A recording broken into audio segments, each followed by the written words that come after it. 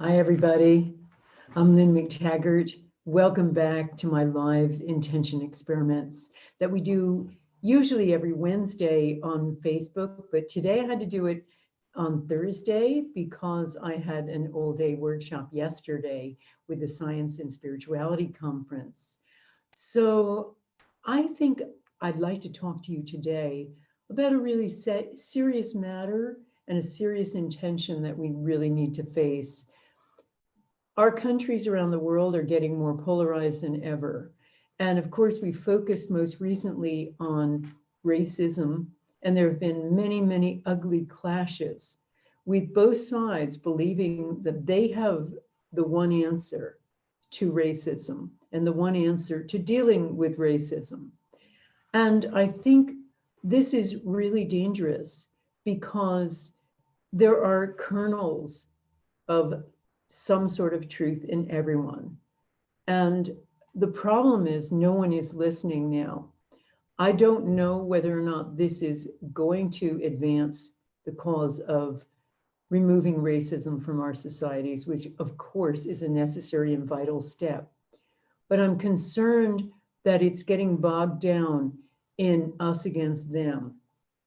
Now, this is an area of great concern to me and interest to me because I've seen the power of intention experiments to overcome this.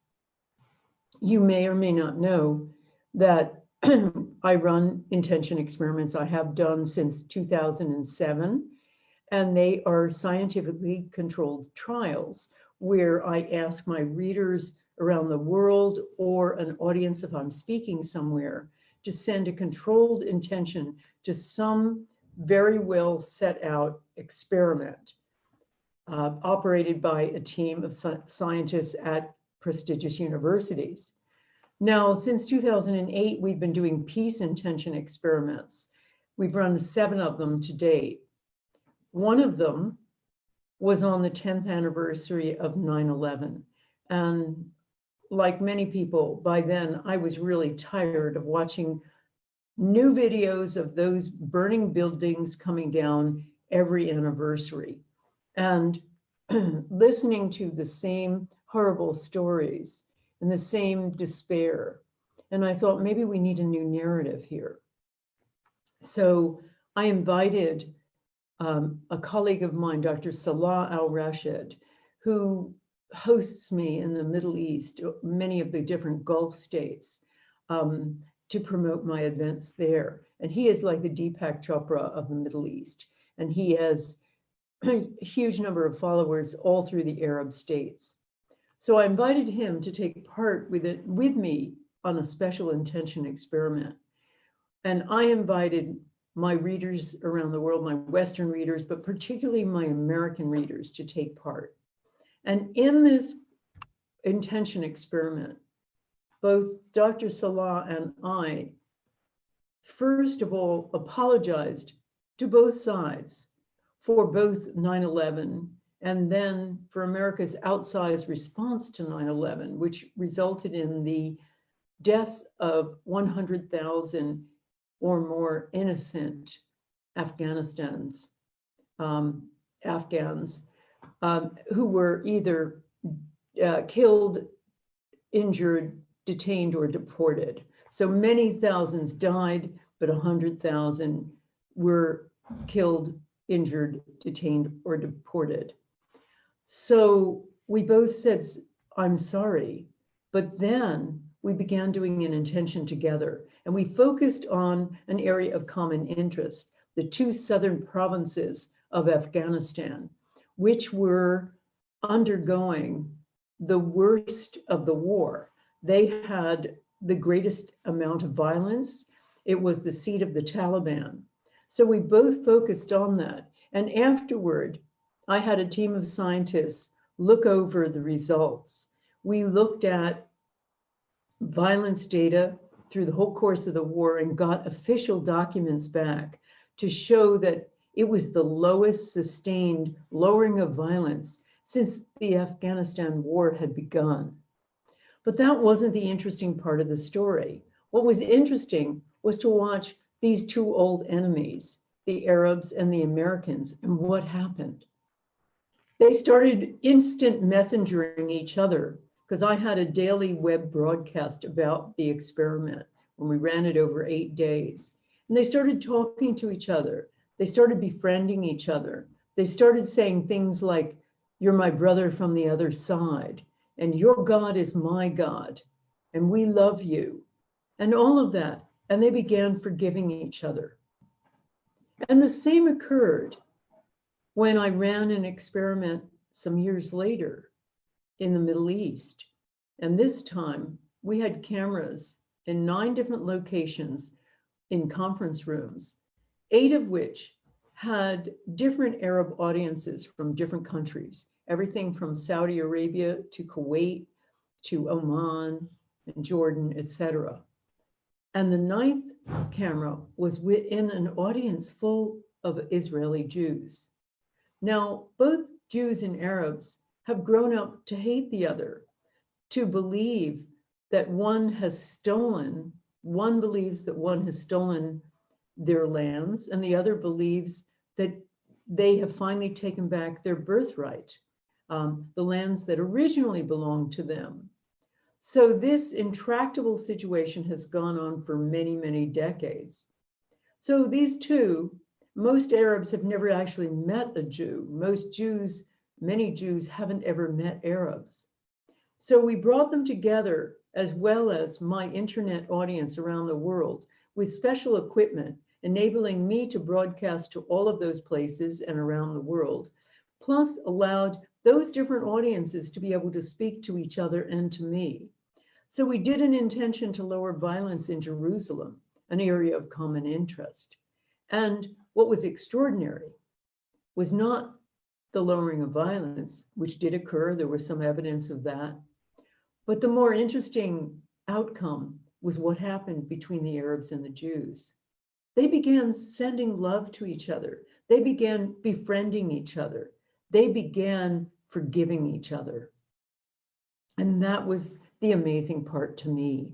And I wondered about that. How could a single intention experiment of 10 minutes cause this kind of incredible change? They were saying things like, once again, "Your God is my God. We love you, brothers and sisters. I'm so full of love for you." People were shocked and crying and just believing that this could happen so quickly. And in fact, that experiment went viral. It went all around the Middle East on social media, and MPs in Arab countries were even talking about it, members of parliament. It was that extraordinary. And what this is all about, of course, is the amazing act of what is a secular prayer together and its power. And when I began to try to work out why this would have such an immediate and extraordinary effect, I came across the work of a guy called Dacher Keltner. He is a psychologist at the University of California at Berkeley. And he has done a lot of work on what happens when people activate a thing called the vagus nerve. Now, Keltner did this amazing study where he got 2 groups of student volunteers from Berkeley. One group were shown pictures of some of the world's victims, like children who were starving. And the other group were shown a picture designed to elicit pride, pictures of the campus at the University of California, Berkeley, their campus, pictures of their football team playing their biggest rivals, Stanford University. And afterward, then Keltner showed them different photos of different types of people. And it was fascinating to see that the first group that had been shown all of those pictures of the world's victims, identified mostly with people who were not like them, the homeless, prisoners, if they were Democrats, Republicans, or if they were Republicans, Democrats, people not like them. Whereas the people who had been, the students had been shown photos designed to elicit pride in who they were, identified mostly with the people they were, other fellow students at this very good and prestigious university, or the people they would become, professionals, doctors, lawyers, accountants, business people. They identified mostly with people who were just like them. So afterward, Keltner wanted to figure out why this had occurred, why people simply shown pictures that were pictures of compassion, pictures designed to elicit compassion, would have this kind of profound effect. And he discovered that they immediately activate this thing called the vagus nerve. It's a nerve that winds itself all the way through all the major organs of the body. It starts at the neck, right up here.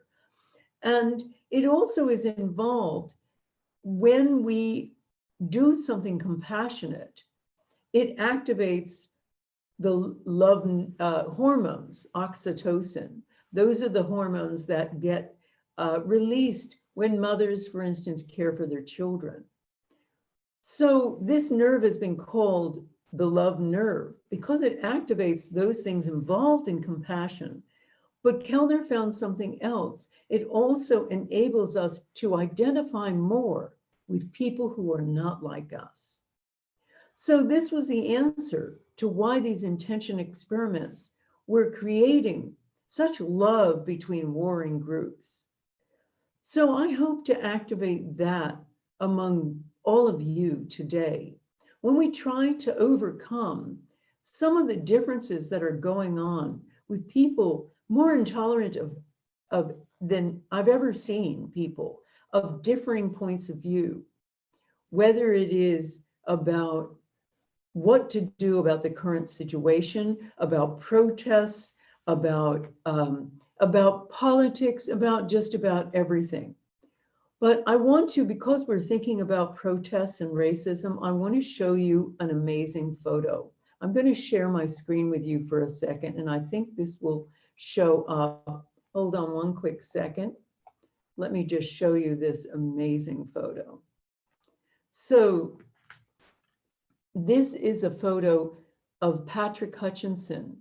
He is the black guy. He is British. And this photo was taken last Saturday. And here's what happened. There have been Black Lives Matter marches. And that Saturday, there was an angry counter march because as a result of some of the earlier marches, a number of statues in the UK and London and elsewhere had been defaced. One of them was Churchill's famous statue right in Parliament Square.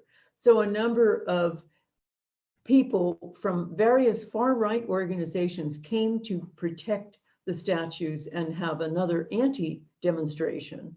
And so there was angry scuffles between the two sides.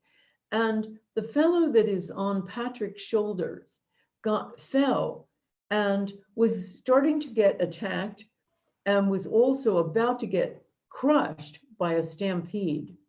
So Patrick, who is a personal trainer and a grandfather, who had come to the Black Lives Matter protests to make sure that younger people didn't get hurt, didn't do anything silly, suddenly saw this white guy on the ground, scooped him up, and got him out of harm's way. Now, he's been considered a national hero for this, but he's been saying, no, I'm not a hero. I just did what I had to do. And I love this photo because it is a beautiful example of connecting when two sides that disagree are able to connect by a common humanity. And that's really what I want to do today. I think that there is so much anger out there that we have to essentially learn how to connect deeply. So one of the things I want to recommend for you this week is to talk to somebody with a different point of view from yours about politics, about this current situation, let's say about whether statues should be taken down, whether they should be left up, whether certain things, in our history should be changed or expunged or rewritten, or whether they should stay as they are. There are so many different points of view. Our politics and how we handle COVID-19 and other things, how we're going to handle the economy, so much more. There's so much out there that is intolerant of the other. And I want to just recommend one thing. The most potent way of connecting with someone who is not like you is to speak your truth from the heart and allow them to speak their truth from the heart.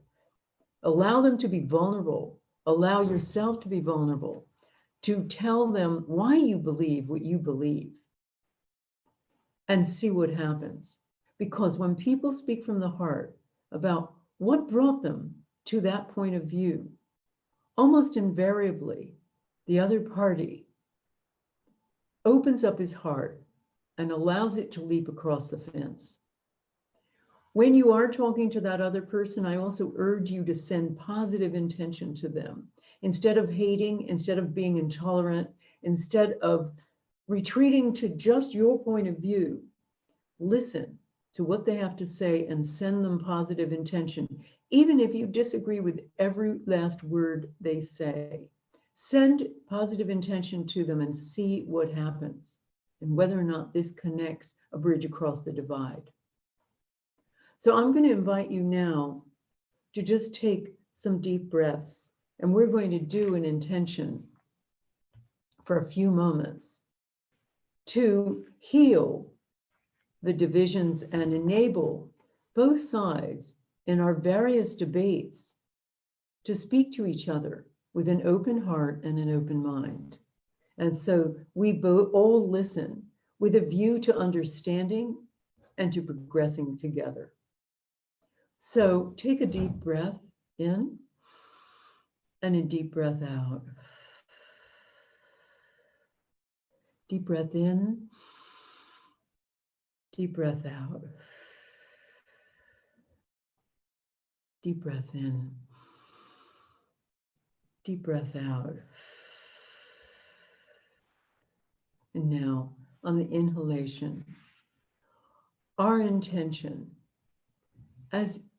is that both sides, people of different persuasions, in these protests, in these political divides, learn to listen to each other with an open heart and an open mind, and that both sides share deeply from the heart in order to create a greater understanding and greater progress. So let's just hold that intention as we bring it down to our heart and send it out to all of those protests going on, all of the arguments, all of the screaming at each other, all of the intolerance. And let's see if we can take it down so that both sides begin to listen for everybody's greater good. So let's hold these intentions for a few moments together.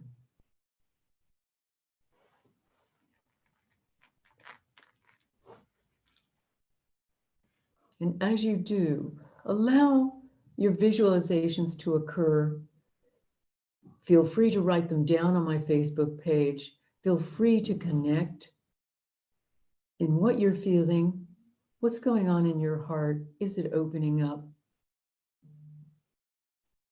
And allow whatever comes forward in your mind's eye to appear.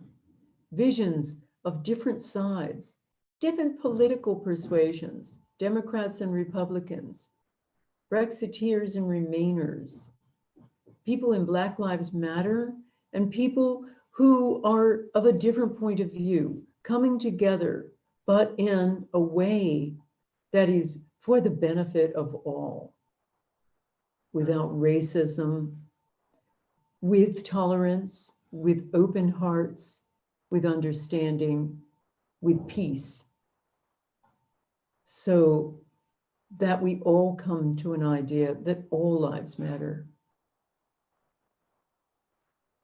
and that we judge people, as Martin Luther King said, not by the color of the skin, but by the size of their conscience and the size of their contribution.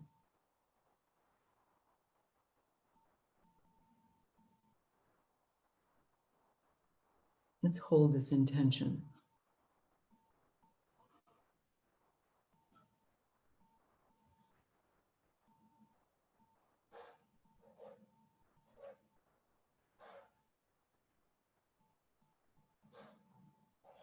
Feel the energy between us. Feel the energy on this live broadcast.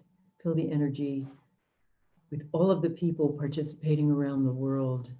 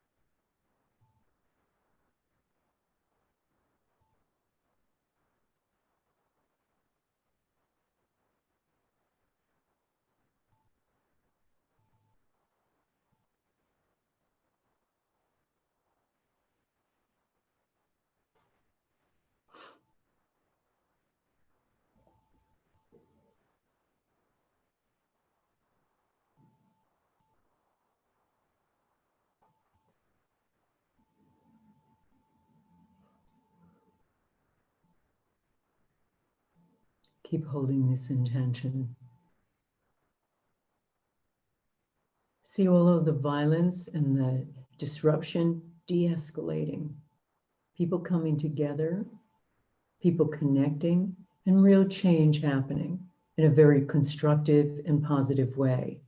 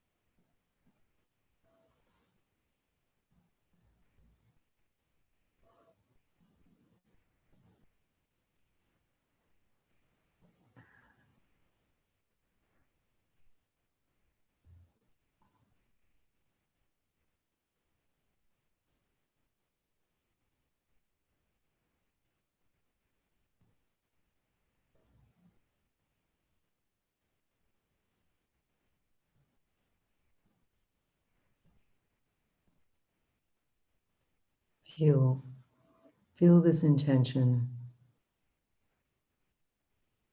Feel violence dropping. People begin to talk to each other. People begin to listen. People begin to connect. And change happens.